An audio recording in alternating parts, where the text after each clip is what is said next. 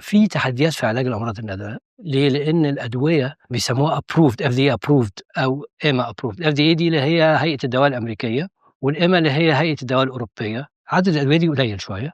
الحاجة التانية إن تكلفة العلاج في الحاجات اللي موجودة عالية جدًا، وبالتالي مش كل شخص هيقدر إن هو يبقى عنده القدرة المالية إن هو يجيب الدوا ده فيتعالج منه. إنما مع الوقت أعتقد إن ده هيبقى متاح، وخاصةً إن في دلوقتي بدأت شركات أدوية كتير أوي تشتغل على موضوع الأمراض النادرة، وفي تنافسية بينهم.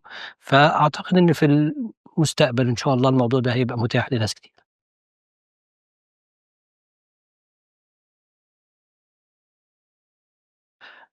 خلّينا نقول هي بتختلف من مرض للتاني، بس في نسبة كبيرة بتحصل لها تحسُّن مع العلاج، مضاعفات ما بتحصلش، بتقل جدًا، بيحصل نوع من أنواع الاستجابة الكويسة بحيث إن هو يقدر يمارس حياته بطريقة طبيعية.